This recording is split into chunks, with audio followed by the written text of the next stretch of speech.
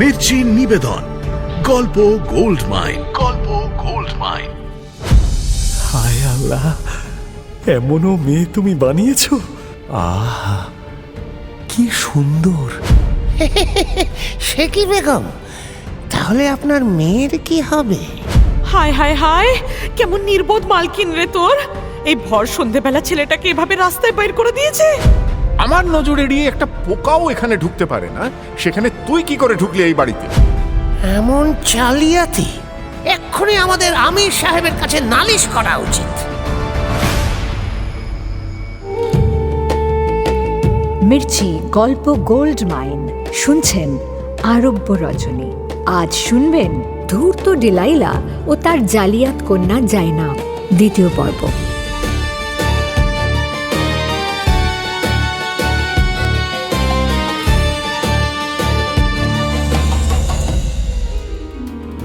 প্রতারক ডিলাইলা এক চির প্রতারক।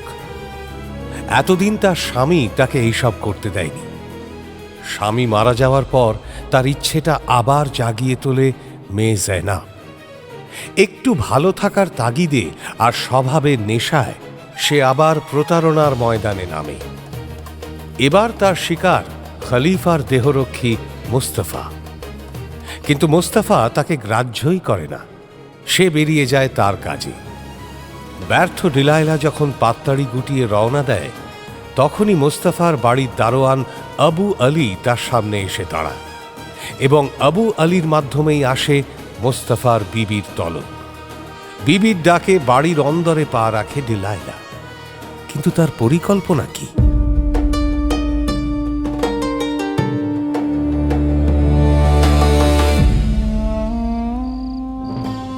শুরু করি হুজুর আজকের কাহিনী। হ্যাঁ হ্যাঁ, শুরু করো বেগম। কত পর্যন্ত বলেছিল আপা, মনে আছে তো হুজুর? বিলকুল মনে আছে। প্রতারক ডিলাইলাহকে ডেকে পাঠায় মুস্তাফার পর্দানশীন বিবি। ডিলাইলা মুস্তাফার বাড়িতে ঢোকে। তারপর বেগম?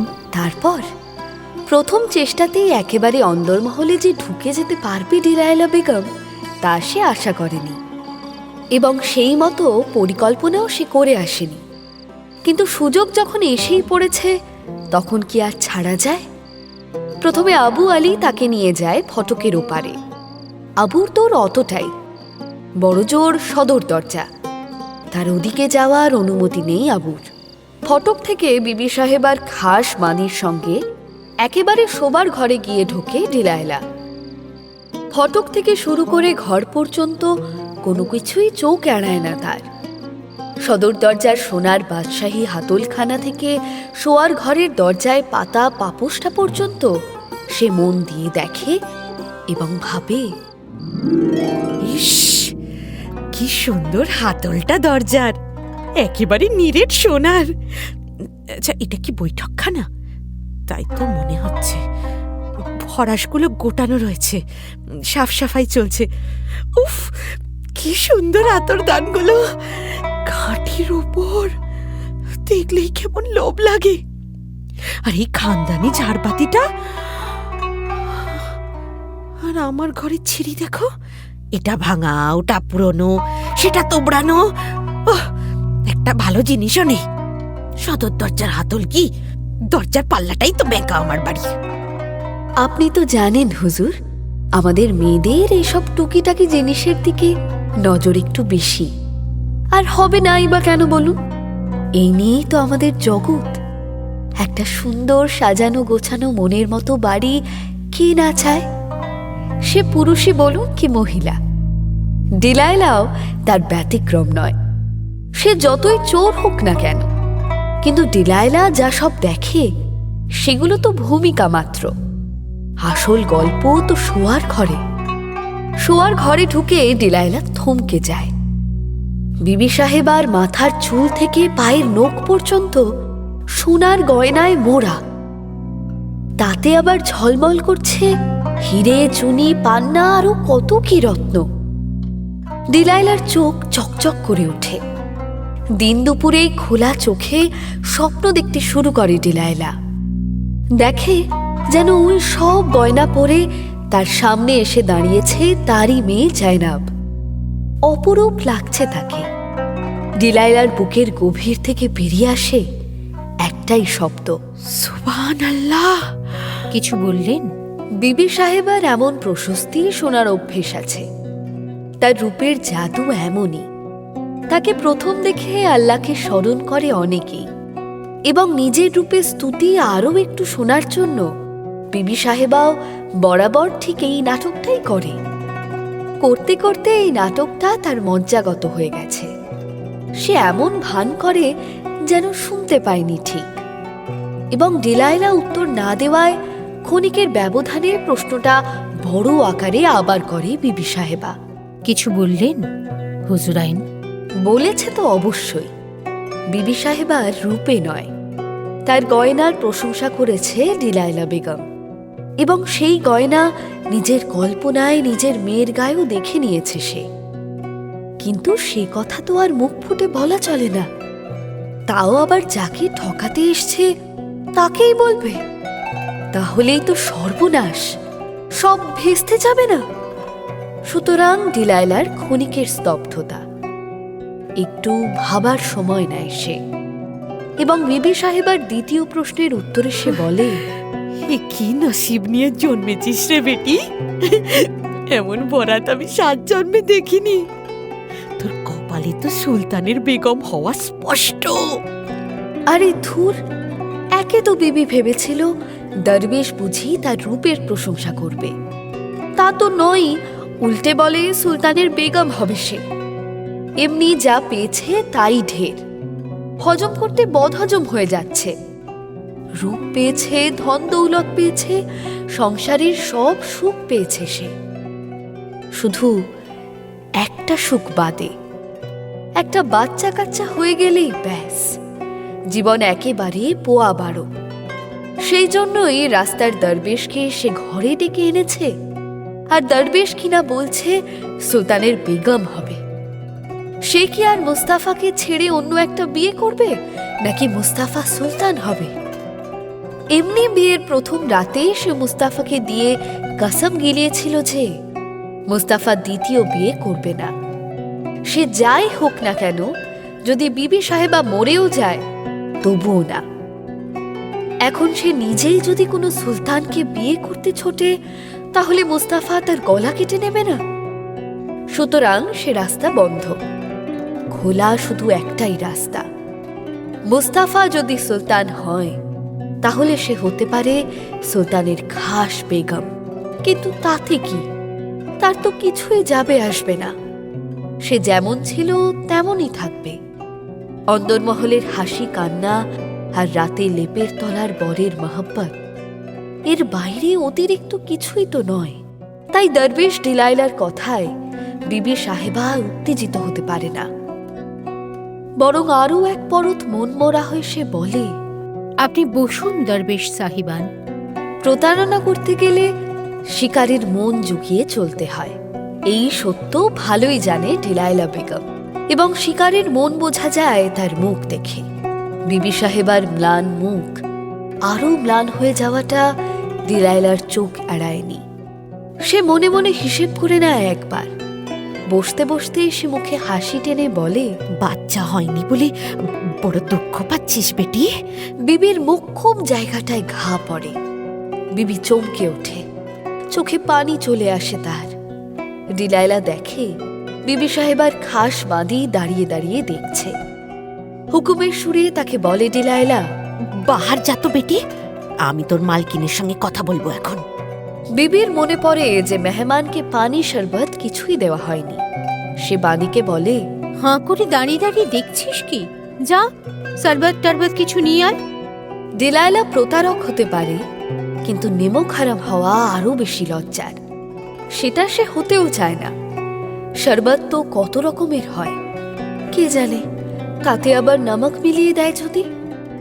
সেই ভয় এবং আরো অন্য কিছু টুকটাক নমকওয়ালা খানা যদি সঙ্গে আসে, তার ভয় ডিলাইলা বাঁদিকে বলে, কিছু আনতে হবে না তোকে, আমি এখানে খেতে আসিনি। ডিলাইলার এমন সরাসরি নাকচে বিবি সাহেবা অবাক হয় বইকি। বিবির দিকে ফিরে ব্যাপারটা সহজ করে দেয় ডিলাইলা। আমার সারা বছর রোজা চলে, বছরে মাত্র 5 দিন আমি রোজা রাখি না। আমি কিচ্ছু খাবো না, পানিও না। বিবি সাহেবা বিশ্বাস করে ডিলাইলাকে। সে চোখের ইশারায় বাদীকে ঘর থেকে বের করে দেয়। তারপর ডিলাইলার হাত দুটো চেপে ধরে বলে, আপনার কাছে আর কি লুকোবো বলুন? জানিনি তো সব। রোজ রাতে আমি আর আমার স্বামী দুজনে মিলে কত চেষ্টা করি, কিন্তু আজ পর্যন্ত বাচ্চা কাচ্চার মুখ দেখতে পারলাম না। বিয়ে হয়েছে তোদের কতদিন? সে তো বছর 25-26 আগের কথা। আমি তখন খুব ছোট। বলিস কি? আমি তো বিয়ের পরের মাসেই। মুখ ফসকে নিজের সংবাদ দিতে চায় ডিলাইলা, আবার সামলে নেয় নিজেকে। কিন্তু বিবি সাহেবা ধরে ফেলে ডিলাইলার ওই অর্ধেক কথাই। সে চোখ দুটো বড় বড় করে বলে, আপনি আপনি কি বলছেন? বিয়ের পরের মাসেই? হ্যাঁ, আমি তো তাই দেখছি। তোর কপালে যে তাই লেখা আছে বেটি। আমি স্পষ্ট দেখতে পাচ্ছি বিয়ের পরের মাসেই তোর সন্তান যোগ স্পষ্ট, একেবারে ঝকঝক করছে। স্পষ্ট না ছাই? তেমন হলে আমার এতদিনে নাতিপুতি হয়ে যেত না? হয়নি কেন জানিস? এবার ডিলাইলা তার চালের পরের ধাপ চালে। এতক্ষণ সে মনে মনে সব হিসেব কষে ফেলেছে। কি করে বিবি সাহেবার গয়নাগুলো হাতিয়ে জায়নবের গায়ে তুলে দেবে তাই নিয়ে স্পষ্ট পরিকল্পনা করে ফেলেছে সে বলে, আমি দেখতে পাচ্ছি তোর কোনো আপন কেউ তোর ক্ষতি করে রেখেছে। ক্ষতি করে রেখেছে? আরে হ্যাঁ রে বেটি, আল্লাহর তোর ওপর অশেষ দয়া যে সবকিছু শেষ হয়ে যাওয়ার আগেই আমি চলে এসেছি। নইলে নইলে? আরে নইলে তোর স্বামী ওই মুস্তাফা মিয়া তোর সতীন এনে তুলতো ঘরে, তারপর তার ঘরে বাচ্চা জন্ম দিয়ে সেই বাচ্চার নামে সব সম্পত্তি লিখে দিত। তোর ঠাঁই হতো ওই রাস্তার ধারে আস্তা করে। ডিলাইলার কথা শুনে আটকে ওঠে বিবি। জোরে জোরে মাথা নাড়িয়ে বলে, না না, এমন হতে পারে না। আমি যে তাকে দিয়ে বিয়ের রাতেই কসম গিলিয়েছি সে জীবনে আর কাউকে বিয়ে করবে না, আমি মরে গেলেও না। কি বললি? কসম? বিয়ের ব্যাপারে পুরুষ মানুষের কসম? হাসালি বেটি, হাসালি, দারুণ হাসালি। ওরে পুরুষ মানুষের আবার কসম কি রে এসব ব্যাপারে? কেন হুজুরাইন? না রে বেটি, হুজুরাইন নয়, আমি তোর আর একটা আম্মি। আমাকে আম্মি বল। তোর মুখে আম্মি ডাক শুনে কলিজাটা ঠান্ডা করি। বিবি ডিলাইলার দুই চোখের দিকে চেয়ে অস্ফুটে ডাকে, আম্মি। বিবির মুখে আম্মি ডাক শুনে জড়িয়ে ধরে তাকে ডিলাইলা। খুশি হওয়ার নাটক করে সে। হায় মেরে বিটিয়া, তোর মুখে ডাকটা শুনে আমার কলিজাটা জুড়িয়ে গেল। এই দেখ, আমি এসে গেছি। এবার আমি তোর কোনো সর্বনাশ হতে দেব না।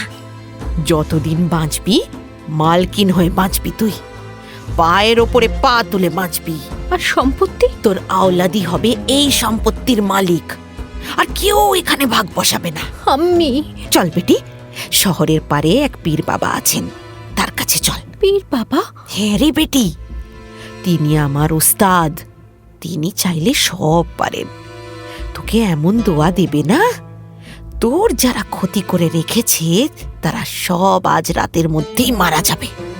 আর দেখবি এই মাস কেন, এই সপ্তাহের মধ্যে তোর ভালো খবর আসবে। আম্মা হওয়ার খবর। আম্মা হওয়ার খবর? হ্যাঁ রে বিটিয়া, দেরি করিস না, চল চল। ডিলাইলার কথায় ঘোর লাগে বিবি সাহেবার। আবার সে ঘোর ভেঙেও যায় পর মুহূর্তে।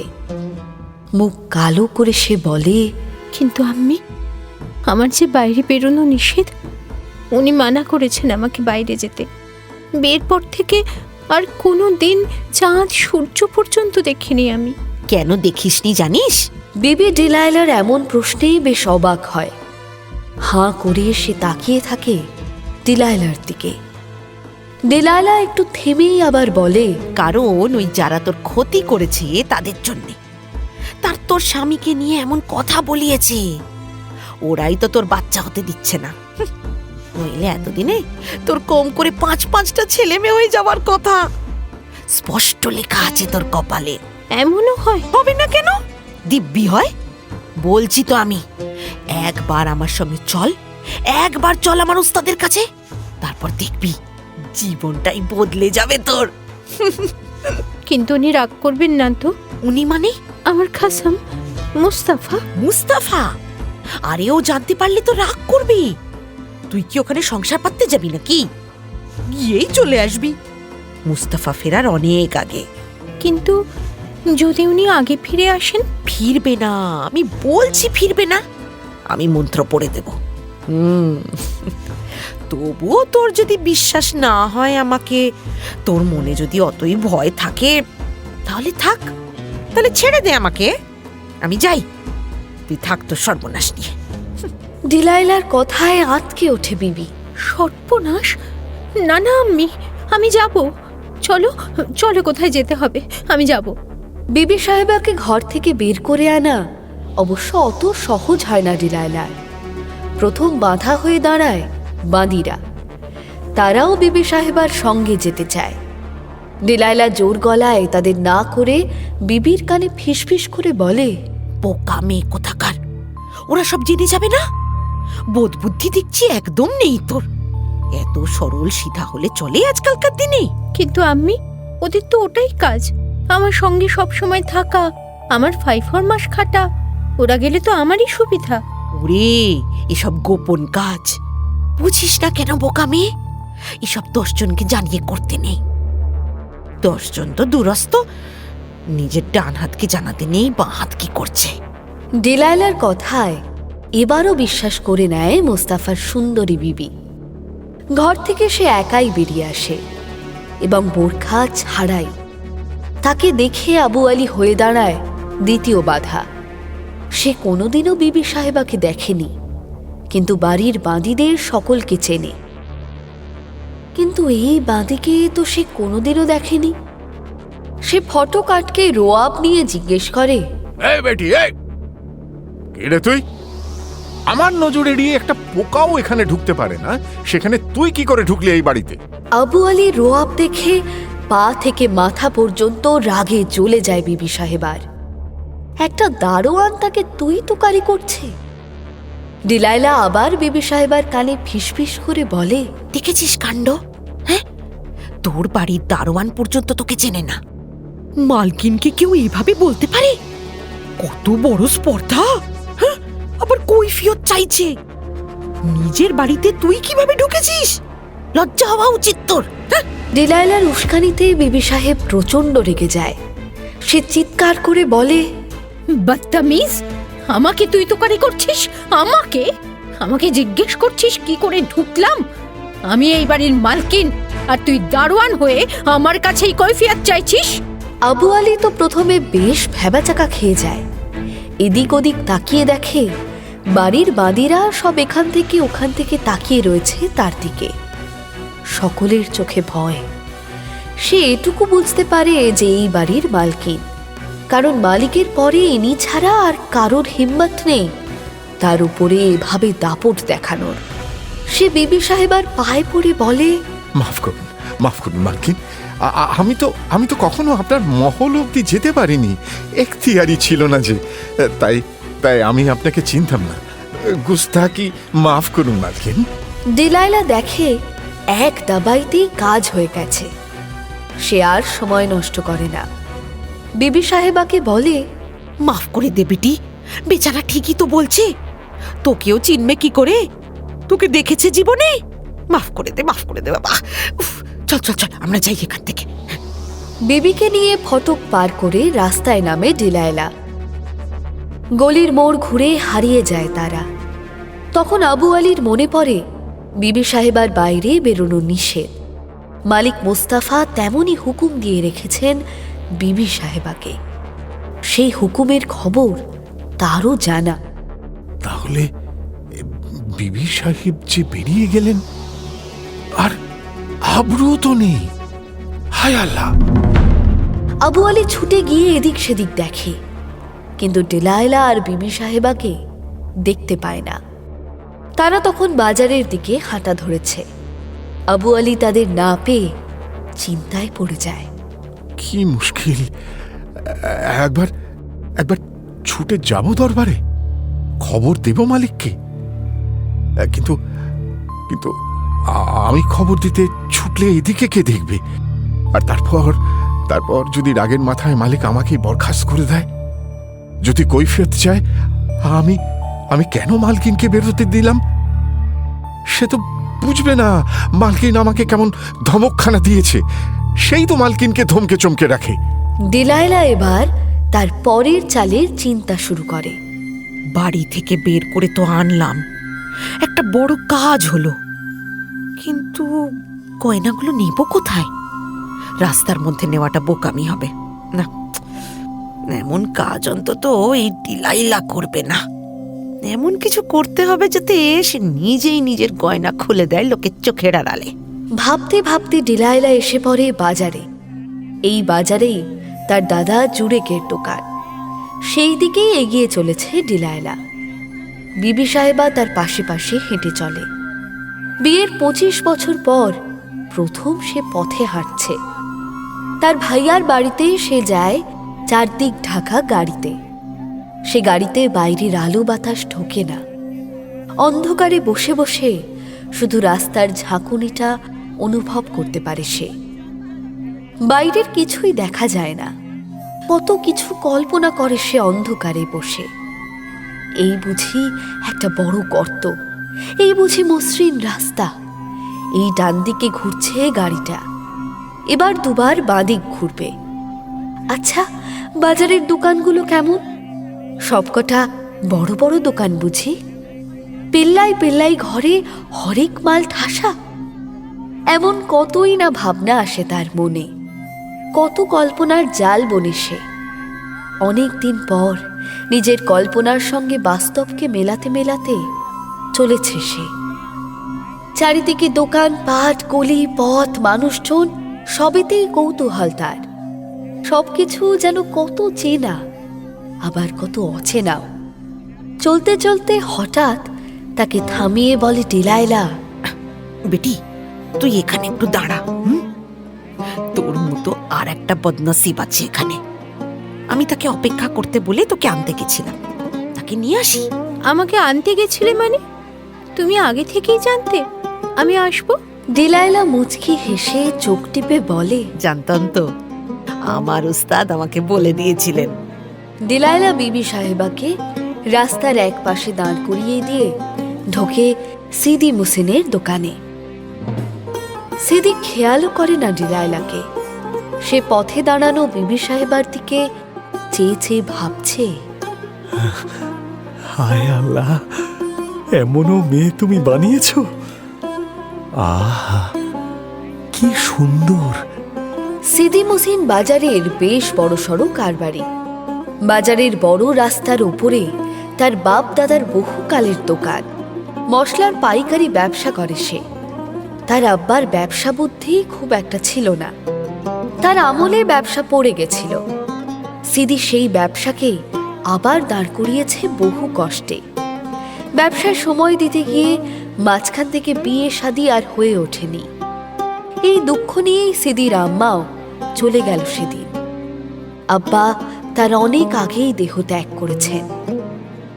সংসারে আপন বলতে কেউ নেই তার, এবং বারবার আম্মির কথাটাই কুড়ে কুড়ে খায় তাকে।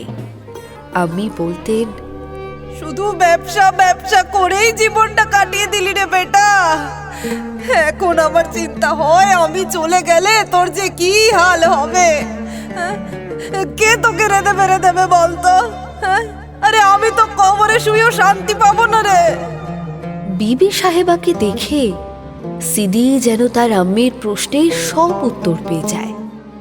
ডিলাইলা অনেক আগেই দেখেছিল সিদিকে ওইভাবে তাকিয়ে থাকতে। সিদিকে সে আগে থেকেই চিনত তার মৃত স্বামীও। বেশ ভালো ছেলে সিদি। এর সঙ্গেই নিজের বড় মেয়ের বিয়ে দিতে চেয়েছিল ডিলাইলার স্বামী, কিন্তু সিদি রাজি হয়নি। সে তখন তার ব্যবসা নিয়ে ব্যস্ত। তাকে ওভাবে তাকিয়ে থাকতে দেখেই ফন্দিটা খেলে মাথায়। বিবি সাহেবাকে পথের একপাশে দাঁড় করিয়ে সে সোজা এসে দাঁড়ায় সিদির দোকানে। সিদিকে সরাসরি বলে, ওভাবে তাকিয়ে থাকলে কি পাওয়া যায় বেটা? পেতে হলে শাদি করতে হয়। ডিলাইলার আচমকা এমন আক্রমণে চমকে ওঠে সিদি। ডিলাইলাকে দোকানে দেখে প্রশ্ন করে, হ্যাঁ, বলুন না, বলুন কি লাগবে আপনার? মত। মত? কিসের মত? ওকে বিয়ে করবে? আঙুলের ইশারা করে ডিলাইলা জিজ্ঞেস করে সিদিকে। সিদি অপ্রস্তুত হয়ে পড়ে। ডিলাইলা একটু খোলসা করে বুঝিয়ে দেয় সিদিকে, ও আমার ধর্ম মেয়ে। ধর্ম মেয়ে? সে আবার কি? কেন বেটা? ধর্ম বাপ হয়, ধর্ম মা হয়, ধর্ম ভাই হয়, তো ধর্ম মেয়ে হতে পারে না? ধরে নাও না কেন ওর আব্বা আমার ধর্মস্বামী। ডিলাইলার কথা শুনে বিলকুল বোকা বনে যায় সিদি। সে হাঁ করে তাকিয়ে থাকে ডিলাইলার মুখের দিকে। ডিলাইলা মুচকি হেসে বলে, হাঁটা বন্ধ করো বেটা, তোমার দোকানে ইঁদুর ঘুরে বেড়াচ্ছে, ঢুকে যাবে। ইঁদুরের কথায় ধরফর করে উঠে দাঁড়ায় সিদি। হ্যাঁ, ইঁদুর? কোথায় ইঁদুর? কোথায়? ডিলাইলা কপাল চাপড়ে বলে, হায় আল্লাহ, এই জন্যই তোমার এখনো শাদী হলো না। ডিলাইলার কথা শুনে লজ্জা পায় সিদি। ডিলাইলা কোনো ভনিতা না করে বলে, লজ্জা পাওয়ার কিছু নেই বেটা। আমার মেয়েকে বিয়ে করতে তুমি রাজি হওনি, হতেই পারে। সবাইকে যে সবার পছন্দ হবে তার তো কোনো মানে নেই। বরং আমি বলবো তুমি যা করেছো ঠিক করেছো, নিজের মনের কথা শুনেছো, সেটাই তো উচিত। তাই বলছি, তুমি যেভাবে তাকিয়ে আছো তাতে বোঝা যাচ্ছে তোমার মনের ওই মেয়েকে পছন্দ। আর মনের পছন্দ হলে দেরি করা ঠিক নয় বেটা। অন্য কারোর সঙ্গে শাদী হয়ে গেলে হাত কামড়াতে হবে তখন। সুতরাং ঠিক ঠিক বলো, বিয়ে করবে ওকে? হ্যাঁ, বিয়ে? হ্যাঁ বেটা, বিয়ে। কিন্তু? কোনো কিন্তু নয়।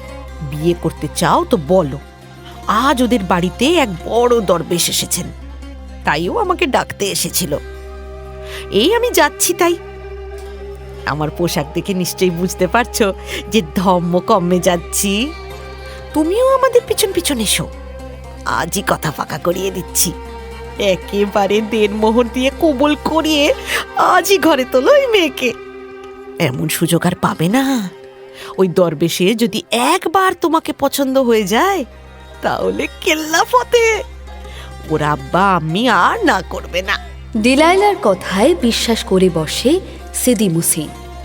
সে তাড়াতাড়ি দোকানে ঝাঁপ ফেলে ৫,০০০ দিনার ট্যাঁকে গুজে ছোটে ডিলাইলা আর বিবি সাহেবার পিছনে। ডিলাইলা আর চোখে সিদিকে পিছনে আসতে দেখে খুশি হয়ে যায়। মনে মনে সে ভাবে, বারে বা, বেশ তামাশা তো। বড় মেয়ের সঙ্গে বিয়েতে রাজি না হওয়ায় সিদির ওপর একটা রাগ ছিলই ডিলাইলার। সেই ঝালটা ওই মৌকায় বেশ মিটিয়ে নেওয়া যাবে। এবার ডিলাইলার প্রয়োজন একটা ঘর। সেটা আবার কোনো সরাইখানা হলে চলবে না, তাহলে দুজনেই সন্দেহ করবে। সুতরাং সে বাজার থেকে বেরিয়ে পৌঁছে যায় বাগদাদের প্রায় সীমানায়। সেখানে রঙের কারবারি হজ মোহাম্মদের বাড়ি। বাড়িতেই বিশাল কারখানা ও গুদাম। হজ মোহাম্মদ লোকটা মোটেই সুবিধের নয়।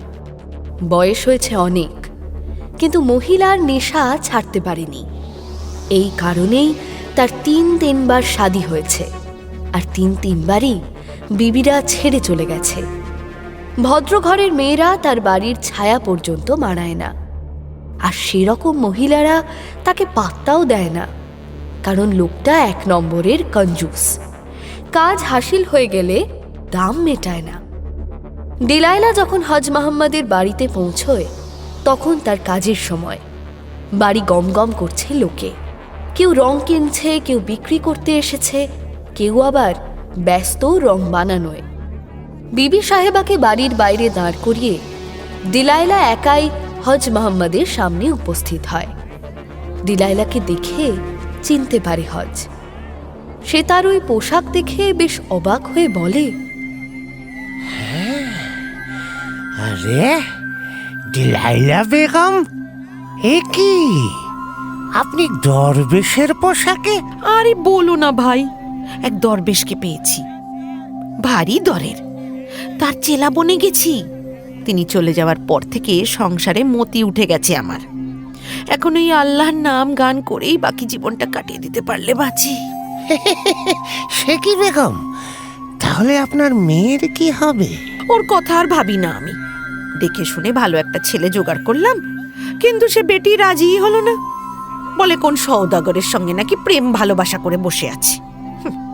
সওদাগর এখন বিদেশে গেছে সওদা নিয়ে, ফিরলে তার সঙ্গে বিয়ে করবে। আল্লাহ, দেখবেন বেগম, এইসব সওদাগরগুলো এক একটা শয়তানের হাড্ডি হয়। প্রত্যেকটা দেশে এক একটা করে বিবি রাখে। তেমন হলে তো আপনার মেয়ের কপালটাই পড়বে। সে আমাকে বলে কি লাভ বেটা, তাকে বোঝায় কে? যাই হোক, ছাড়ো তার কথা। আচ্ছা, কাজের কথা বলি। আমায় একটা ঘর ভাড়া দিতে পারো বেটা? এই কিছুক্ষণের জন্য হলেই হবে। সে কি, কেন? আর বলো কেন বেটা, সব দায় এই আমার। বাজারের মশলার কারবারি সিদি মুসিনকে তো চেনো নিশ্চয়ই। হ্যাঁ হ্যাঁ, চিনবো না কেন, খুব ভালো চিনি। ওর আব্বাকেও আমি চিনতাম। অতটা যেতে হবে না বেটা, ওই সিদি মুসিনকে চিনলেই হবে। ওই মুসিনের এক চাচা আছে জানো তো, বসরতে। হ্যাঁ, সে আবার আমার স্বামীর দোস্ত। তা হবে হয়তো, আমি অত চিনি না। আসলে বলতে কি, আমার সঙ্গে মুসিনের পরিচয়ও নেই। ওই আমি ওর মুখ চিনি, ও আমার মুখ চেনে, এই পর্যন্তই। বেশ বেশ, তো ওই মুসিনের বাসরোহর চাচা তার মেয়েকে নিয়ে এসেছেন আমার বাড়ি। তিনি জানতেন না উনি মারা গেছেন, জানতে পেরে এসেছেন। এখন ওনার মেয়েকে নিয়ে পড়েছি সমস্যায়। তাই কিছুক্ষণের জন্য ঘর চাইছি তোমার কাছে। মেয়ের কথা শুনে কৌতূহলী হয়ে পড়ে হজ। সে জিজ্ঞেস করে, বলুন কি সেবা করতে পারি? আসলে ঘর বলতে তো সেরকম কিছু নেই। ওই আমার শোয়ার ঘরটাই আছে কারখানার পেছনে, ওটাতে কি হবে? খুব হবে বেটা, খুব হবে। আচ্ছা, কি করবেন ঘরে? কিছুই না, মেয়েটা একটু অপেক্ষা করবে। ভদ্রলোকের মেয়ে বলে কথা, তাকে তো আর পথে দাঁড় করিয়ে রাখতে পারি না। লোকে কি বলবে? কেন পথে দাঁড় করিয়ে রাখার কি হয়েছে? আপনার বাড়িতেই তো। আসলে কি জানো তো বেটা, আমাদের বাড়িতে তো কুকুর আছে। ওই মেয়ে আবার কুকুর ভীষণ ভয় পায়। ও, তাহলে মুসিনের বাড়ি? জোয়ান মেয়ে বলে কথা, এখনো বিয়ে শাদী হয়নি। সে কি করে তার ভাইয়ার বাড়িতে থাকে বলো? ওই সিদি মুসিনও তো বিয়ে শাদী করেনি এখনো। ওই বিয়ে শাদী ওর আর হবেও না। ছি ছি ছি বেটা, অমন বলো না তো। যাই হোক, ওই মেয়ের আব্বা গেছে খালিফার সঙ্গে দেখা করতে। যতক্ষণ না ফিরে আসে ততক্ষণ যদি তোমার ঘরটা একটু ওকে থাকতে দাও, আমি ভাড়া দেব তার জন্য। না না, ভাড়ার কি আছে, এই তো আমার কর্তব্য। আপনি নিয়ে আসুন তাকে। বাঁচালে বেটা আমায়, আমি এক্ষুনি তাকে ডেকে আনছি। হ্যাঁ, সে বাইরেই অপেক্ষা করছে। বাইরেই অপেক্ষা করছে শুনে ব্যতিব্যস্ত হয়ে পড়ে হজ। সে কি, আল্লাহ, জোয়ান মেয়েকে বাইরে দাঁড় করিয়ে রেখেছেন। জানেন তো বাগদাদের অবস্থা, লোকে চোখে চোখে বিষ। হজ নিজেই বেরিয়ে আসে, পেছন পেছন ডিলাইলা। বিবি সাহেবাকে দেখে হজের যে মন গলবেই সেটাই তো স্বাভাবিক, হয়ও তাই। সে তাড়াতাড়ি ডিলাইলা বেগম আর বিবি সাহেবাকে নিয়ে যায় কারখানার পিছনে তার থাকার ঘরে। ডিলাইলা বিবি সাহেবাকে সেই ঘরে বসিয়ে বলে, তুই এখানে একটু বস বিটি, হ্যাঁ, দরবেশ এক্ষুনি আসবেন। একটা কথা বলে দি, তোকে যদি জিজ্ঞেস করে তুই আমার কে, তাহলে বলবি আমার হারিয়ে যাওয়া বিটি। আর একটা কথা, তোর এই গয়না পোশাক সব আমায় খুলে দে। হ্যাঁ। হায় আল্লাহ, পোশাক খুলবো? দরবেশ মানুষের সামনে নাঙ্গা দাঁড়াবো নাকি? ওরে আল্লাহর বান্দার কাছে লজ্জা কিসের? বরং সে যদি এত গয়না এত দামি পোশাক পরে আছিস দেখে, তাহলে হয়তো চটে যাবে। উনি বড়লোক মানুষ একদম পছন্দ করেন না। দিন দরিদ্রের মসিহা উনি, দিন দরিদ্রের সেবাই তো পরম ধর্ম বলে মনে করেন। বিবি সাহেবা তবু ইতস্তত করে। ডিলাইলা তাকে জিজ্ঞেস করে, তুই কি আমায় বিশ্বাস করছিস না বিটি? না না আম্মি, আমি তোমাকে খুব বিশ্বাস করছি। তাহলে তাহলে যা বলছি তেমনটা কর। হ্যাঁ, আমি তোর ভালোর জন্যই বলছি বেটি। তোর খারাপ সময় কেটে যাবে, তোর কোল ভরে যাবে বাচ্চা কাচ্চায়। আমি আমি করে এমন ডাক জুড়বে যে কান ঝালাপালা হয়ে যাবে তোর। এসব অনেক উঁচু দরের দরবেশ তো, এরা আল্লাহর সমান, এদের সামনে লজ্জা করতে নেই। হ্যাঁ, আমাকে দেখ, আমিও তো ঔরত। একজন ঔরত হয়ে আর একজন ঔরতের ক্ষতি কখনো করতে পারি বল আমি? হ্যাঁ, তার উপরে তোকে আমি বেটি দেখেছি, এত দূরে তোকে নিয়ে এসেছি। কি দায় ছিল আমার তোকে এখানে নিয়ে আসার? বাগদাদে তো এত ঔরত আছে, তাদের এত এত দুঃখ কষ্ট আছে, কই তাদের কাছে তো আমি যাইনি। কিন্তু তিনি তো নিশ্চয়ই জানেন যে আমি বড় লোকের বিবি। আসার সময় রাস্তায় তুমি তো বললে যে তিনিই তোমাকে পাঠিয়েছেন। নিজের কথার ফাঁদেই পড়ে যায় বেচারা ডিলাইলা। সে ইতস্তত করে বলে, পাঠিয়েছেন তো, তিনি সব জেনেই পাঠিয়েছেন, কিন্তু তিনি তো এটা ভেবে পাঠাননি যে তুই তার সামনে দেমাক দেখাবি। দেমাক? বেটি রে, আমি দরবেশ হয়েছি বলে কি মেয়েদের মনটাও পথের ধারে ফেলে দিয়েছি ভাবছিস? হ্যাঁ, মেয়েদের পোশাক, মেয়েদের গয়না, এর চেয়ে বড় দেমাক আর কি আছে? বিবি সাহেবা আবার বিশ্বাস করে বসে ডিলাইলাকে। সে নিজের গয়না পোশাক সব ডিলাইলার হাতে তুলে দেয়। ডিলাইলা সেগুলো নিয়ে বলে, তুই অপেক্ষা কর বেটি, আমি দেখে আসি উনি কি করছেন। আর তোর এই গয়না কাপড় সব আমার ঝোলায় রেখে দিচ্ছি, ভয় নেই, একটাও হারাবে না। উনি চলে গেলেই আমি এসে এগুলো তোকে দিয়ে দেব। হ্যাঁ, বিবি সাহেবাকে ঘরে বসিয়ে ডিলাইলা যায় হজের কাছে। হজকে বলে, বেটা ও ঘরে থাক, ওর আব্বা আসার কথা আছে, সিদি মুসিনও আসবে শুনেছি, আমি বাইরে গিয়ে দাঁড়াচ্ছি। তুমি একটু খেয়াল রেখো বেটা, হ্যাঁ, কেউ যেন ওদিকে না যায়।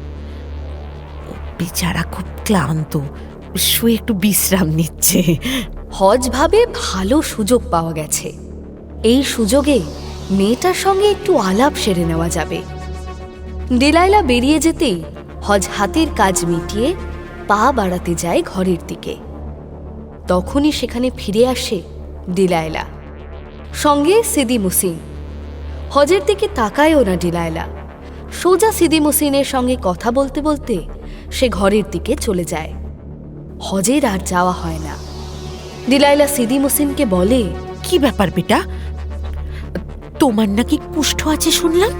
ডিলাইলার মুখে এমন কথা শুনে সিদি মুসিন আকাশ থেকে পড়ে। কুষ্ঠ? কি বলছেন আপনি? সেটাই তো বলছি, আমার তো বিশ্বাসই হচ্ছে না। আরে থাকলে তো বিশ্বাস হবে, আমাকে দেখে কি তাই মনে হয় নাকি? কে বলেছে? হ্যাঁ, কে বলেছে আমার কুষ্ঠ আছে? আমাদের দরবেশ বলেছেন, আর সেই কথা ওই মেয়েও শুনে ফেলেছে। মাফ করবেন, অত্যন্ত দুঃখের সঙ্গে আমি বলতে বাধ্য হচ্ছি যে আপনাদের ওই দরবেশ ভুল বলেছেন। আমিও ভাবছি তাই বেটা, কুষ্ঠ তো লুকোনো যায় না, তোমার কি করে কুষ্ঠ থাকতে পারে? হ্যাঁ, তাহলেই বলুন। আমি আর কি বলবো, এদিকে তো দরবেশের কথা বিশ্বাস করে সেই মেয়ে বেঁকে বসে আছে। সিদি মুসিন ভাবে বিয়েটা ভেস্তে গেছে বোধহয়। সে অসহায়ের মতো জিজ্ঞেস করে, তাহলে তাহলে কি আমি ফিরে যাব? না না বেটা, একটা ভুল কথার জন্য ফিরে কেন যাবে? ওই মেয়ের সামনে হাতে গরমে প্রমাণ করে দাও যে কথাটা ভুল। প্রমাণ? ঠিক আছে, আমাকে বরং আপনি নিয়ে চলুন তার সামনে, সে আমাকে নিজের চোখেই দেখুক। নিয়ে তো যাব, কিন্তু নাঙ্গা হতে পারবে তো? তোমার আবার লজ্জা করবে না তো? কি নাঙ্গা? আকাশ থেকে পড়ে সিদি মুসিন। এ কি বলছেন?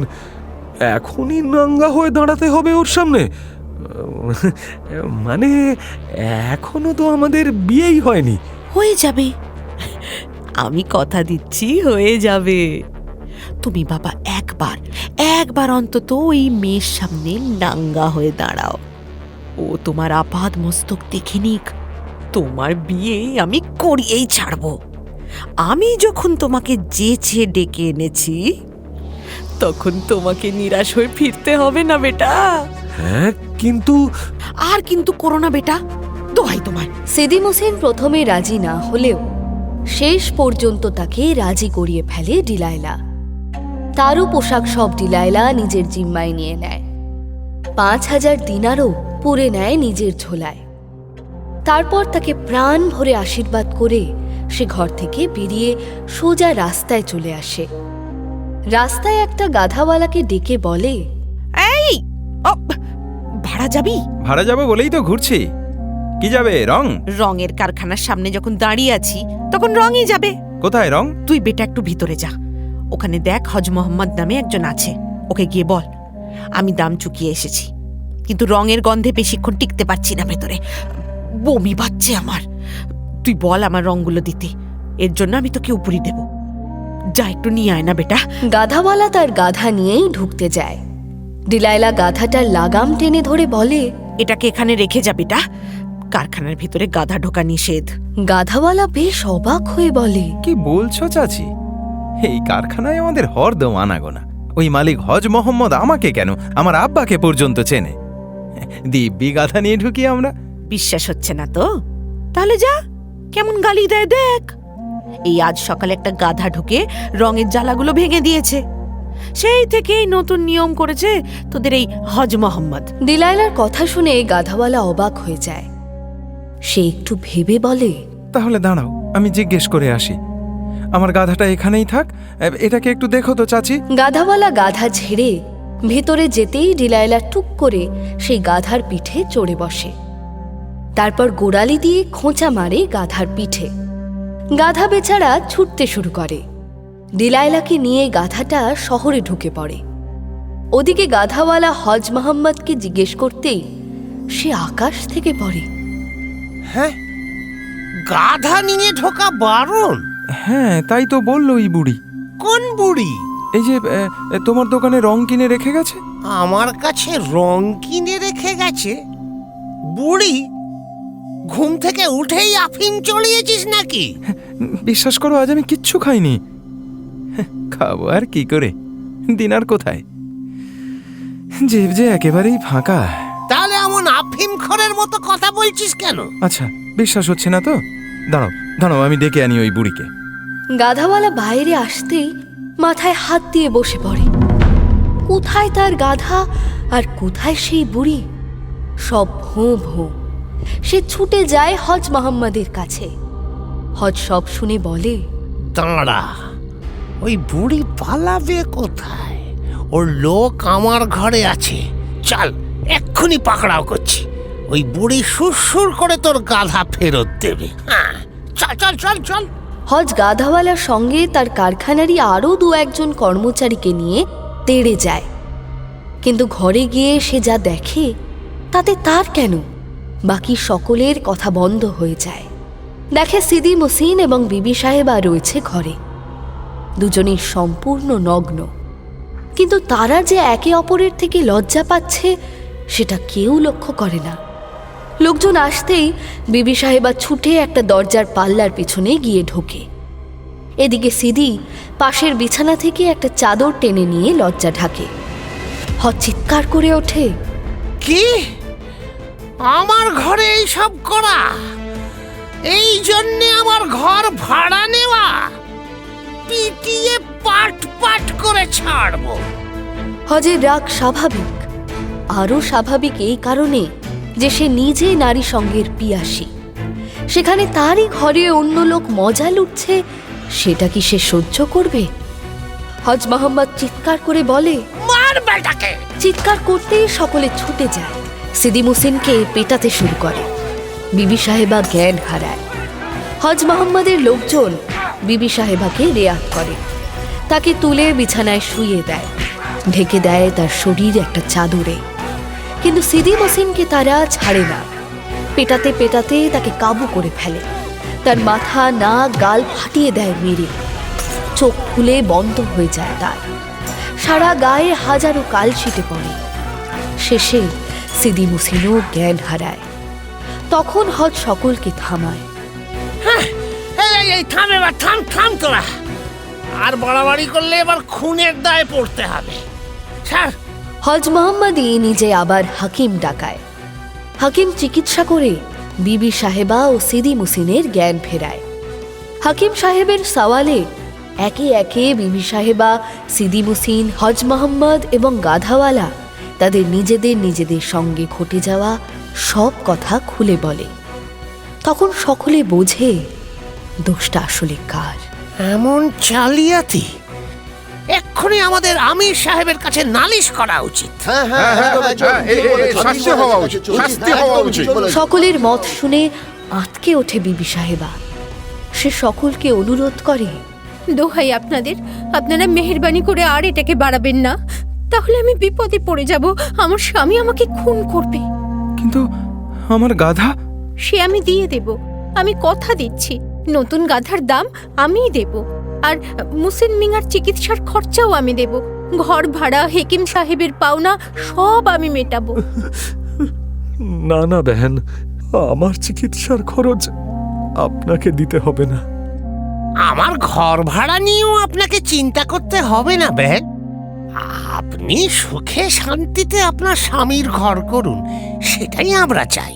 আর ডিলাইলা কি করলো আপা? সে তো গাধা নিয়ে প্রথমেই পৌঁছে যায় তার দাদা জুরেকের দোকানে।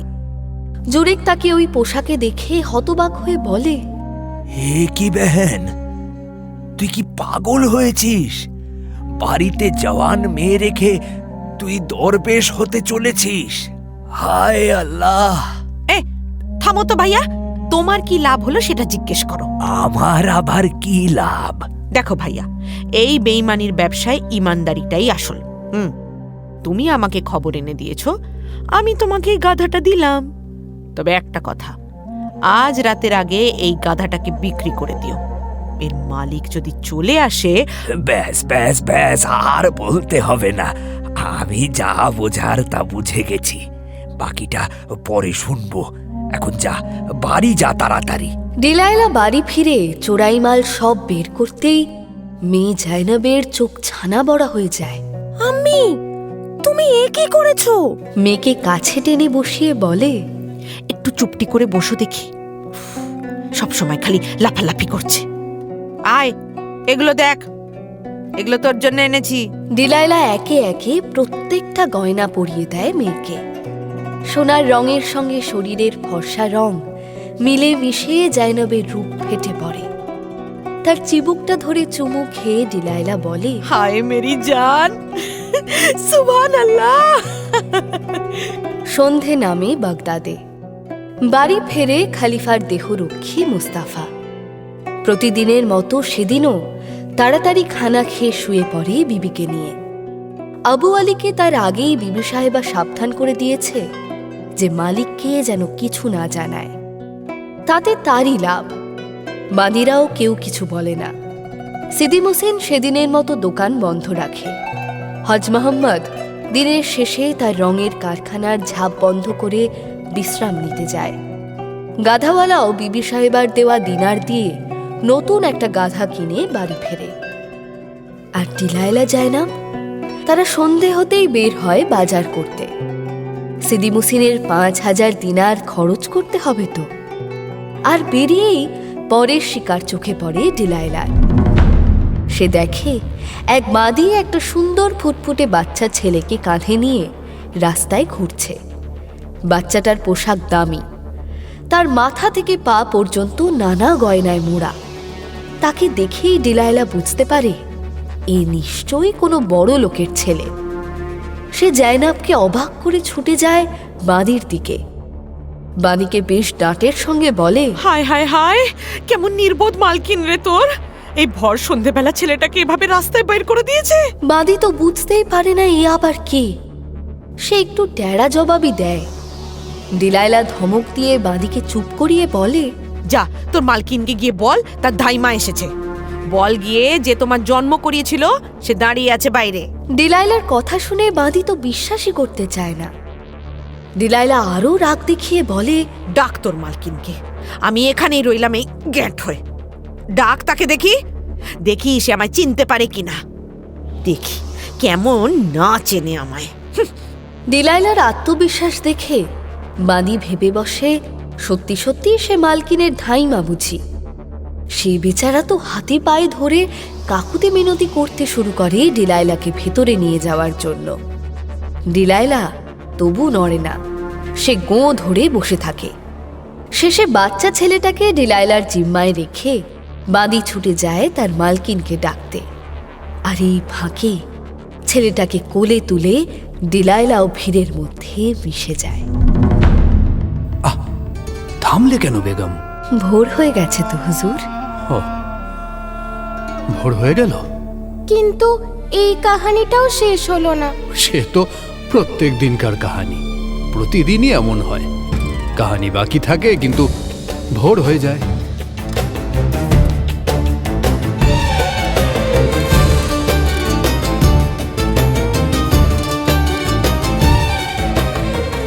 আর মাঝখান থেকে আমাদের বসে থাকতে হয় পথ চেয়ে। কি হবে বলুন তো? বাচ্চাটাকে নিয়ে তো ভাগলো ডিলাইলা, এবার সে বাচ্চাটিকে নিয়ে কি করবে? কোনো নৃশংস কাণ্ড নয় তো? জানা যাবে পরের পর্বে।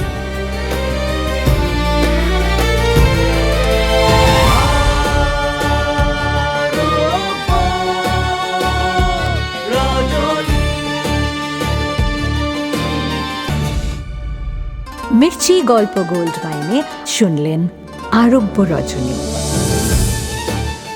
গল্প পাঠে শেখর, শাহরিয়ার, অমিত দে, দুনিয়াজাদ, বর্ণালী দে বর্মন, শেহরাজাদ, সাঁজবাতি দাস, ডেলাইলা, তৃণাঞ্জনা দাস, জেনাব, দীপাঞ্জনা দাস, জুরেক, আর্য জানা, আবু আলী, পার্থ রয়, মুস্তাফার বিবি, দেবযানী রয় গুপ্ত, সিদিম হোসেন, অর্ঘ্যমাল্য মাইতি, সিদিম হোসেনের মা শ্রীতমা চ্যাটার্জি, হজ মোহাম্মদ, শেখর, গাধাওয়ালা, স্পন্দন দাস। নাট্যরূপ শিবাশিস বন্দ্যোপাধ্যায়, নাট্যরূপ সহায়তা শুদ্ধ সত্য দাশগুপ্ত, শব্দগ্রহণ ও আবহ সত্যজিৎ সেন, শব্দ পরিকল্পনা ও মিশ্রণ সব্যসাচী মুখার্জি, পরিচালনা শাওলি মজুমদার, সৃজনশীল পরিচালনা ইন্দ্রাণী চক্রবর্তী, প্রযোজনা প্যাস্টেল এন্টারটেইনমেন্ট। মির্চি গল্প গোল্ড মাইন আপনার জন্য exclusively Mirchi Bangla YouTube channel এবং গানা অ্যাপে।